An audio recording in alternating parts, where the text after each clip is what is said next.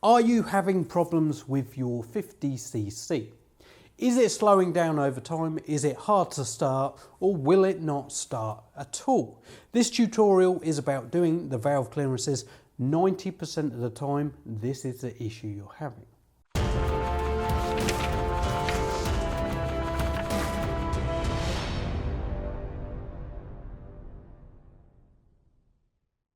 Hello my fellow riders and welcome back to Riding Reviews. Today we're going to be doing the valve clearances on a 50cc engine. This engine is the same one that's in your WK, your Yamazaki YM50, F50, F60, F30 and a lot of other bikes to back. This can also be used on most scooters. So what are the symptoms to show you that you need to do this? Firstly is maintenance. You need to do this on every service just as a precaution. The valves on all 50cc's go tight over time. If you leave it, you're going to start getting issues like it's going to slow down. You're not going to get the top speed that you used to get. Reduction in torque, hard to start when it's cold, and a myriad of other engine issues. If you leave it after this, you can destroy your engine. If it goes too tight, it leaves the valve open slightly, your piston comes up and goes smack, and it will definitely destroy the top end of your engine, and it could well destroy the bottom end of your engine. You don't want that. So today I'm going to show you how to do the valve clearances on your 50cc motorcycle. Any engine that looks like this is going to be essentially the same. This is missing some bits. This is my demonstration engine. If I did it in the bike, you're going to struggle to see it and it's going to be harder for me to record it. So what you are going to need for this tutorial is a feeler gauge that does 0.04 of an inch or a 4,000th of an inch. A 9mm spanner if you're going to do it one way. A 10mm spanner you will need, a 17mm spanner, a 14mm socket, and potentially one of these valve adjuster tools. If you want a valve adjuster tool, there is a link in the description. If you buy one of those, all proceeds go to helping support this channel and making these awesome videos for you guys. So you've got two different types. We're going to be using this one today. Now you can do this with a 9mm spanner and a pair of pliers, but you will 100% need a feeler gauge. So first thing we're going to do is determine whether the bike is at top dead center. For this you are going to need a 10mm spanner. As you can see on this side of your engine, you have a 10mm bolt. You will have to take the spark plug cap off for this, but you don't have to take out the spark plug. And we are going to undo that, and this is clockwise. So you want to take it out 2 or 3 threads and then give it a quick tap.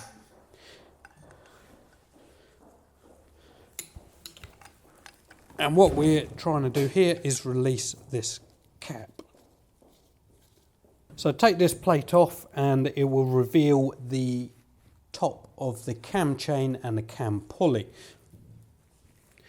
So what we're looking for here is there's a little notch been taken out there, and there's a next to the NF. Yours might not say NF, but it should have a mark that determines that it's top dead center. What top dead center means is that your piston is a very top point is going to be. Now you want to adjust it for there because you don't want them to impact each other. So you use a 14mm spanner on here. You do have to take off these 4 screws, and they are type 2 screwdriver, size 2 screwdriver. Don't use a smaller screwdriver because you'll just take the heads off.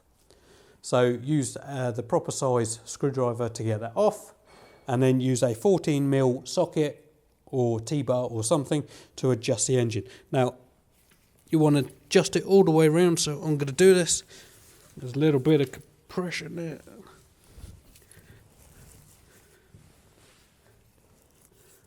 As you can see, the dot is now at top dead center. And as I say, that means that the piston is at the very top. So you want to take off this cap on the top and on the bottom. I always get these the wrong way around. Now when undoing these, you don't want to just go full force trying to take it off. If they are tight, you want to make sure that you're impacting it, because otherwise you're just going to destroy the tops. So when you've got it on, just tap it.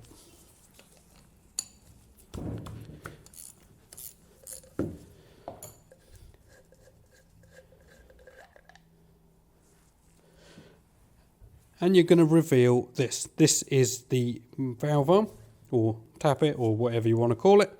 There is a 9mm bolt on the top and a square adjuster there. And this just makes it so that it's at the right level, it's not pushing it out all the time. If you do it too tight, the valve isn't going to be seated properly and that piston is going to hit it.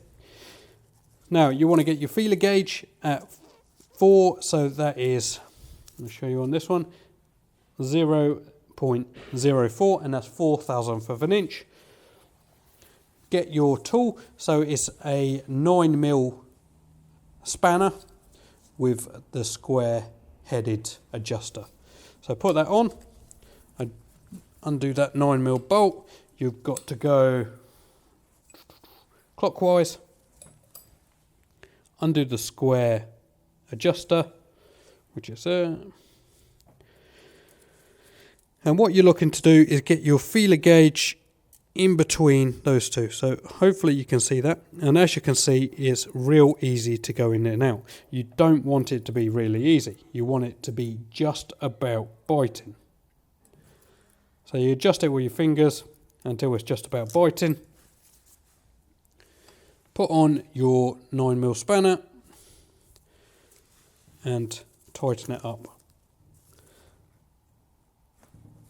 You want to go tight, maybe 8 or 9 Newton meters of torque. I've now done this too tight.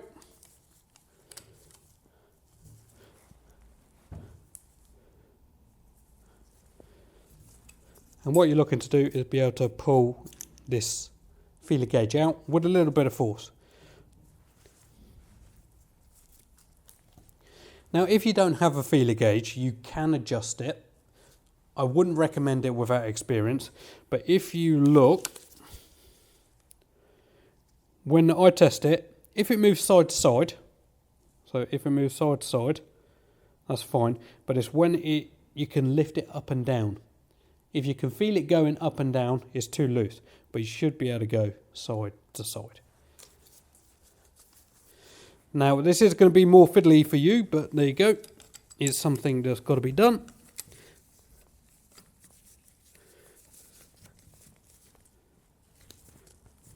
So again, do the same on the bottom.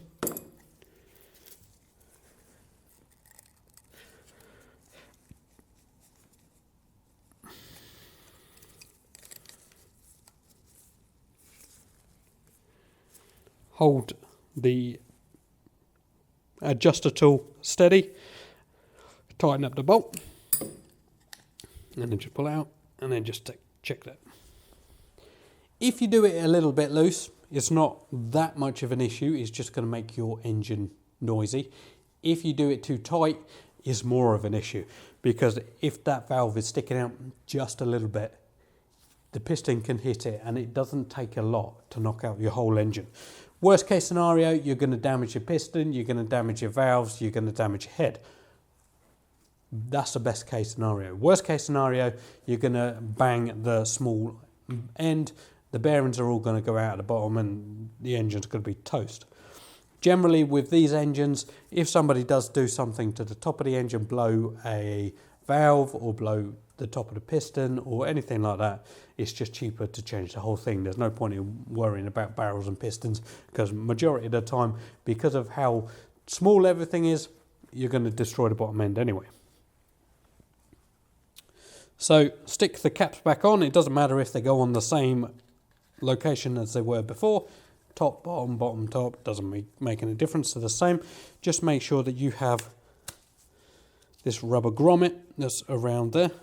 So make sure you've got that rubber grommet because otherwise your engine will leak. Tighten them up finger tight, and then get your spanner. Do it with like one finger, and then when you get to a certain point, 2 taps. These don't have to be massively tight. If you do go too tight with them, you're going to end up damaging all the thread, and then you could end up, best case scenario, changing the caps, worst case scenario, changing the head. When putting this back on, there is a little, what's it called? Stopper, shall we call it?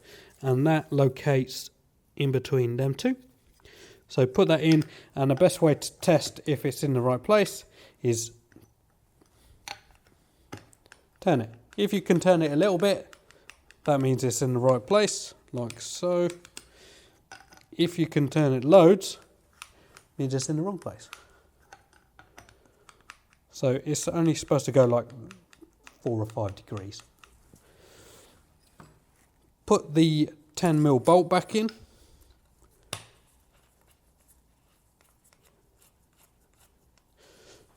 This one hasn't actually got a gasket in it. This is a demonstration engine.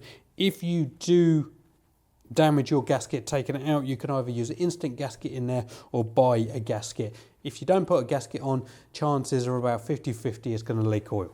Not a lot of oil, but it will leak oil. Use your 10mm, tighten it up. Now, when you're tightening this up, this is steel into aluminium. So you don't want to go too tight. 2 taps. And that will be enough to stop it from coming off, and that will be enough to make sure that you haven't destroyed the outside. So why are you going to need to do this? Number one, your engine has started to rattle. So that usually means that they've gone too loose. Chances of that happen is fairly slim. These engines go tight. Older engines go loose. Now, I don't know if that's because of the different temperatures in fuels that we use or the additives, but anyway, these always go tight. Number two, if your engine has started to reduce in power, reduce in torque, this could be the case. Number three, if your bike is harder to start when it's cold, takes a while to warm up, takes a while to be able to idle on its own, or won't start at all, generally it's this. On all the repairs that I've done on 50cc's, I would say about 80% of the time it's because the valves haven't been adjusted.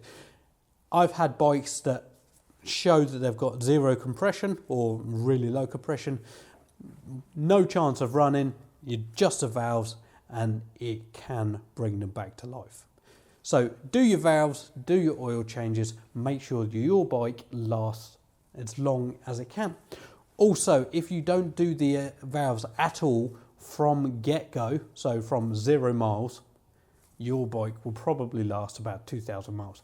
If you do the valve clearances, I've seen bikes, I've seen these 50cc bikes do 13, 14, 15,000 miles and more.